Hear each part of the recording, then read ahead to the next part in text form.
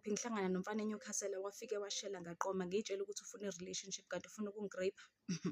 Donsa lelo bhakede uhlale phansi ngoba leya namhlanje yona ihlekisa. Sharp.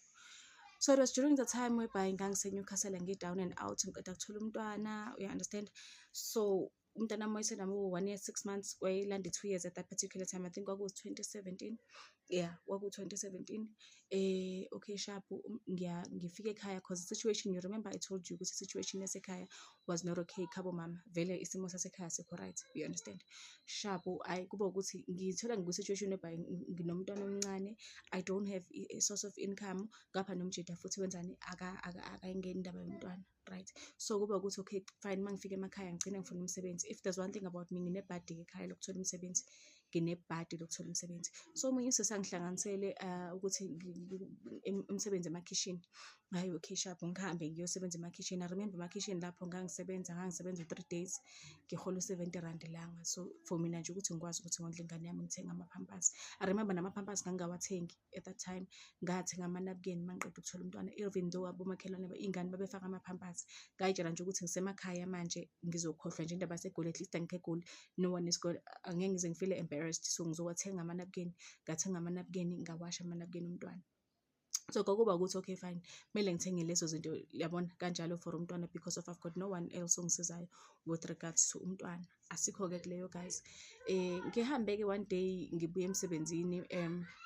I remember ngibuye emsebenzini ngangwalker from angisazi ukuthi igama yini yayibizwani le ndawo leyana, but abahlala eNewcastle nje mawukhuphu ithi ngeke ukuchaza cause ngizongichaza amanga.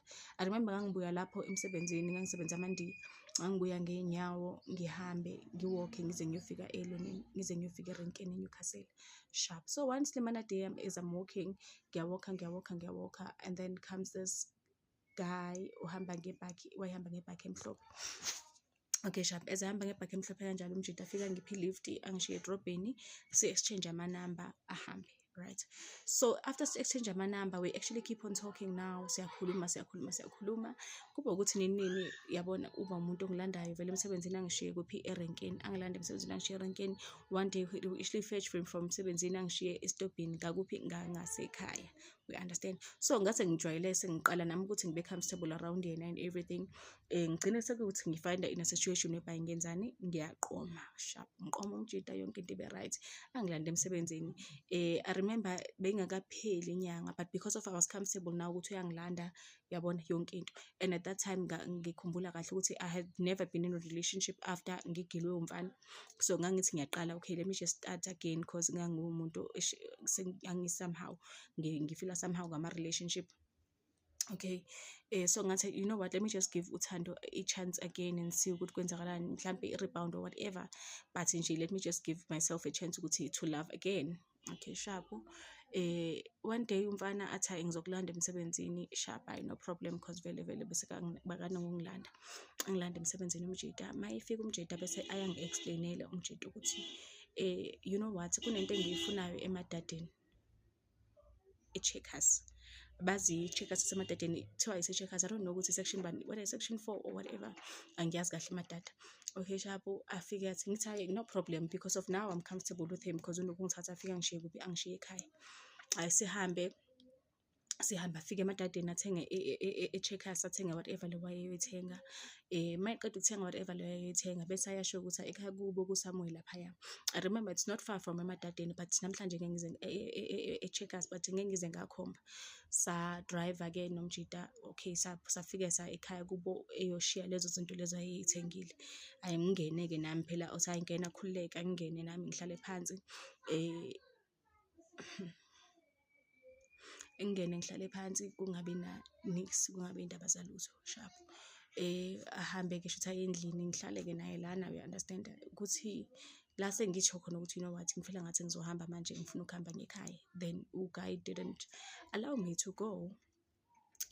Awu njida manje kube kuthiwa akusukuthi kube kuthiwa mhlambe kwakuwukuthi wacela kahle, nanokuthi futhi wangeka ngaba comfortable, because remember I've just come off a relationship kangithi ngiqala kabusha with a relationship. So I wasn't just gonna just jump and say you know what ngizolala nomuntu. So now and then akhona ngiza futhi I'm not even prepared ukuthi okay sharp ngizokwenzani la, because ngangi-comfortable nje kuyena sharp.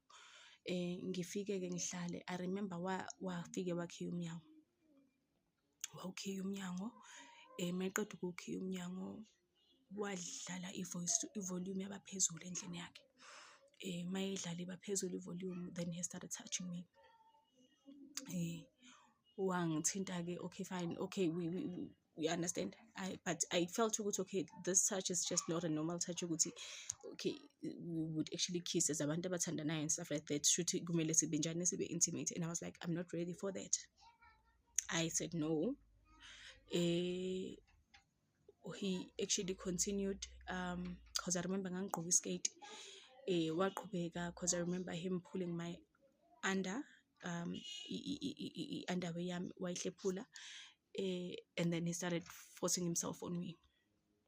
Once he forced again kumina, I remember ngakhala because of it was painful.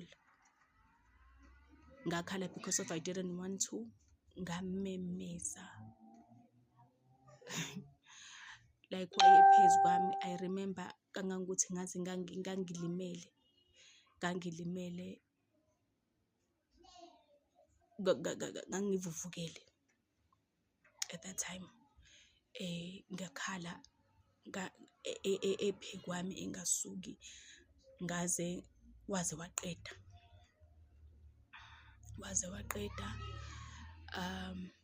Kwaba ukuthi futhi nakhona noma seqedile azange ngithatha ngihambise ekhaya.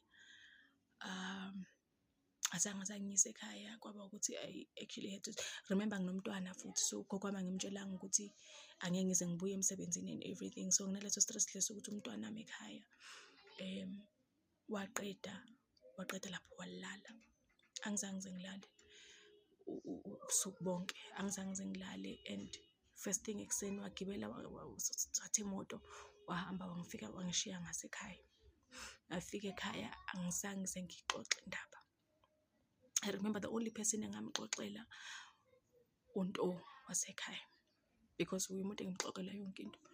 Ngafike ngamtshela uNto, nakhona ngimtshela weeks after sengifind out ukuthi ngi-pregnant. Mangiba pregnant ngine stress ukuthi ngoba wathi mayifike ngidrop ekhaya, ngafike ngadelete yonke into engihlanganisa naye. Ngathi angifuni ukuphinde futhi ngidibane naye, because noma ngathiwa ngangifisa ukuhamba ngiyovula icase, I know ukuthi ama questions engizowathola kwakuthi wafika kanjani endlini yakhe. And I know some of you in the comment section are gonna come and ask ukuthi okay wahamba lani kanjani naye and everything, mawukuthi wawungayimisela ukuthi ube intimate naye. So we understand that. So I was trying to avoid all of those things. Ngafika ugogo wami ngiyakhumbula ethetha, I'd never said anything. So weeks later I actually find myself ukuthi okay ngathi umzimba wami awukho right. I find myself nginjani ngi-pregnant. I remember kunomunye usisi engangisebenza naye wangitshela ukuthi okay Nondumiso, at this point a pro you can actually do if you just delete. Ngathi the only option, because ngangibona ukuthi ngeke ngize ngikwazi ukukhulisa ingane, especially ingane engangiyithole ngaleya ndlela. Ngahamba ngayi-pro, ngathi if you just delete. Umfana wakhona igama lakhe kwakuNhlanhla wakasithole. Umfana wakhona wayehlala somewhere ngase eCheckers, mawukuthi kwakuyikubo or kwakuyikabo umngane, but wayehlala somewhere ngase eCheckers eMadadeni. I don't know section bani, but eCheckers eMadadeni I think iyodwa at that time. Umfana wakhona wayenekhanda elikhulu nje, was like dark in complexion. Dark in complexion umfana wakhona. So I'm actually making this video because I've been doing a lot of videos lately. I think I'm in a journey of trying to heal, so I want to talk about everything that happened that actually hurt me, that I never had a chance to talk about to anyone else, because I never told my family. Ngifuna ukukhuluma ngazo lezo zinto lezo, ngizokwazi ukuthi ngidlule, ngizokwazi ukuthi ngihile, and maybe just believe in love again. And I'm very sorry for those of you who are actually finding this story very triggering. Hello Mzansi, welcome to Mgosi waseMzansi. Nangisizoxoxa story sakhe ukuthi wadlungulwa kanjani adlengulwa umuntu lo bekaThanzania naye guys. Sebuhlungu kakhulu story salo sisi, and tinto letifana neti tiyendeka letenda bantu abaningi basabe ngisho nokuyoripota because bayati ukuthi people are gonna judge them. Bathi ukuthi ufike njani unekhala lomuntu, ekhabo lomuntu, buyowendani, why uhambe naye. So kulidela ekutheni labanye abantu baqine bangakhoni ukuthi bahambe bayoreporta ama-cases abo because basaba kujudgwa. And kubo bonke labantu labo, I'm just sending love and light. Please do comment what you think below down on the comment section. Don't forget to hit the notification bell. I'll see you in the next one. I'm signing out. Say goodbye.